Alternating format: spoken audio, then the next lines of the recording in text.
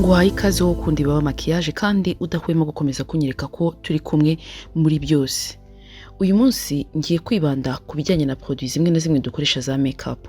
Hari ubwo usanga abantu bakubeshya bakaguha ibintu bipfuye uko wabigenza ngo utandukanye niba ikintu ari fake cyangwa se ari cya original, rimwe na rimwe bikanahenda byose.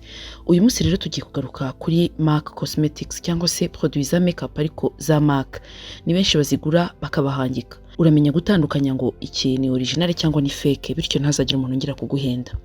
Reka duhere kuri za fond de teint. Icyambere ni uburyo zifunze. Twavuga ko ubundi buryo bwiza bwo gutandukanya makeup za MAC cyane cyane nko kuri fond de teint ari ukurebera ku dukarito. Burya amagambo aba yandikishijwe ku ya original usanga yanditse muri lettre zitari bold cyangwa zidatsindagiye, ariko iyo ari fake biba byanditse muri lettre zitsindagiye. Iyo ufashe ibikarito bibiri bya MAC ukabyegeranya hanyuma ukasa nk'ugerageza gupima kuri za fond de teint, uhita ubona ko icya original ari kirekire ugereranyije n'icya pirate kaba ari agakarito kagufiya. Hanyuma tujye ku izina rya shade za fond de teint ugiye kwisiga niba ari yirabura cyangwa se ikeye. Ahari nimero burya kuri fond de teint za original aba ari ahagana hejuru, naho ahari nimero kuri za fond de teint za pirate aba ari ahagana hasi iyo urambitse agakarito mu buryo bumwe.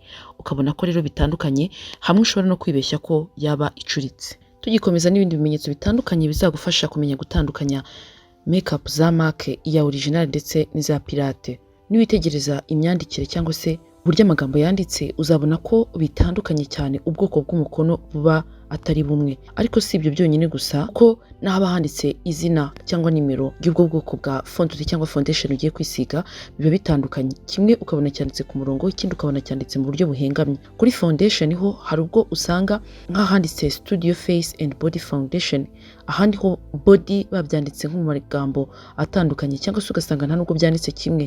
Rimwe na rimwe ugasanga hari n'izindi produit ziyongereyemo nka hydrogenated, abandi bo bakandika nka hydrogenated, ukabona ko ari ibintu bibiri bitandukanye. Ariko kandi iyo ugiye nko kuri highlighter za MAC usanga iya original ari iba ifite ibara ryijimye, naho iya pirate ikaba ifite ibara rikeye. Saho honyine warebera, kuko wakwibuka no kureba ku dukarito aho izina ry'iyo highlight ugiye gukoresha ryanditse, rimwe rikaba riri hejuru, irindi riba riri ahagana hasi cyangwa hagati. Sibyo byonyine, kuko n'uburyo amagambo aba yanditse amwe usanga ari manini utundi ari duto cyane, ndetse rimwe na rimwe tuba tudatsindagiye mu myandikire. Ariko ahandi aya original ugasanga ni amagambo mato angana kandi atsindagiye mu buryo bumwe bugendanye. Uyifashe izi foundation ebyiri ukazitereka, imwe ubona iteretse mu buryo bujya guhengama, indi ukabona iteretse mu buryo buhagaze, wayicurika cyangwa ukayicurukura ihagarara neza iya original, iya pirate ikitambika. Ariko kandi produits za MAC zose zikorerwa muri Philippines zo ziza zifite QR code ku buryo ushobora no kuyiskana ukahita ubona ko ari original ukamenya naho yaturutse. Ariko iza pirate ikizazikubwira uzasanga nta produit nimwe bafite iriho QR code. Ariko niyo ziteretse usanga n'uburyo font zanditse bitandukanye. Ni ukuvuga mu gihe uguze produit ya MAC ushobora kujya online ukareba bakakugereranyiriza, ukareba ya original ukareba niba ifite koko ari original. Iyo hari akantu gato gahinduka bihita bikwereka ko bitandukanye. Iyo ufunguye fond de teint ugasangamo aka eponge hagana hasi, iyo usanzemo gato cyane kadakwira hamwe duteretse uzamenye ko yari pirate. Iya original igira eponge yo kwihanaguza y'umweru cyane ndetse kwira harya hasi atari gato cyane. Ariko kandi iyo ifite ibara rikeye ugereranyije n'iryijimye kuri foundation cyangwa fond de teint, iya original bifite ibara ryijimye, iya fake ikaba ifite ibara rikeye. Niho wabasha kumenya kubitandukanyiriza. Ariko iyo bigeze kuri highlight yo haba harimo n'utuntu dushashagirana, mu gihe iza pirate ho usanga nta dushashagirana turimo. Kimwe nuko ushobora gusanga byanditse mu tujambo dutoya wagereranya n'iya original ugasanga yo byanditse mu magambo manini. Uzagereranye kandi n'amacupa ufite, rimwe uzasanga ari rirerire irindi ari ritoya. Akenshi amapirate aba ugereranyije n'ama original usanga ari maremare. Ariko kandi no munsi ku icupa hari amagambo aba yanditseho agaragaza nimero y'ikintu runaka ugiye gufata. Ayo magambo niyo ashobora kubwira niba ikintu ari pirate cyangwa ari original. Hari aho usanga rimwe na rimwe amagambo yanditse mu buryo butambitse cyangwa bwa nabi, ariko iya original ugasanga byanditse mu murongo wa nyawo. Si ibyo byonyine, kuko ikindi kintu cyabigutandukanyiriza ni uburyo bifunze. Iya original bifunze ifite n'akantu kayifashe hejuru, iya pirate bwo hari ubwo ufungura ugasanga nta nubwo ifunze na gato. Ariko kandi ikindi kintu gishobora kwereka itandukaniro hagati ya pirate na originale ni ahantu ukandira nko kuri foundation, ahasohokera foundation, ubundi igomba gusohokera imbere, uranafunga ukabona ntago bitanira ku ruhande, ariko iya pirate yo uba usanga bitanira ku ruhande. Ikindi ni udupapuro tuba duteye ahagana hasi. Ku ya pirate uba usanga agapapuro ari kanini ndetse kanateye nabi, ariko iya original agapapuro kaba gateye neza, handitseho n'amagambo azwi ndetse ku buryo byanditse no muri Google bahita bakwereka kuko ko ari original. Ariko iya pirate ho ushobora no gusanga nk'agapfundikizo gafite ukuntu kajya gushashagirana ugereranyije n'aka original.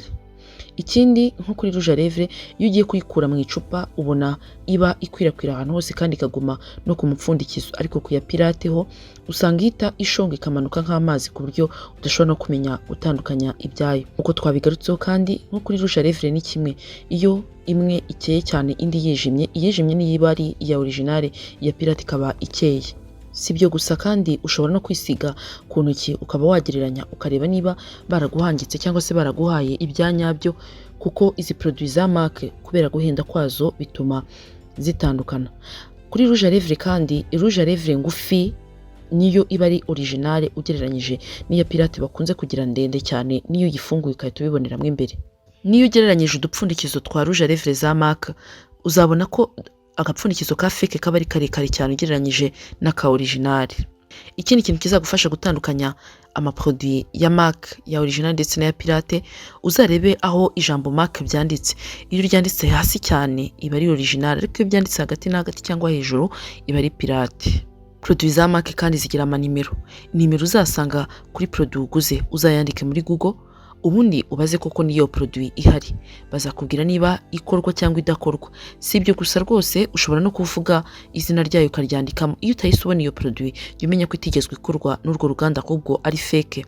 Gusa rimwe na rimwe hari ababikora neza mu buryo busa ku buryo udashobora gutandukanya pirate na original, ariko ibi ni bimwe mu byagufasha kumenya ngo iyi produit nguze ya marque impenze na original. Niba wumva iki kiganiro kigufashije kuzamenya gutandukanya ibi byombi, kanda like unasangize bagenzi bawe bazakenera kugura produits za marque, ariko ntiwibagirwe no gukora subscribe niba utarayikora kugira ngo ibiganiro nk'ibi byiza bitazongera kugucika.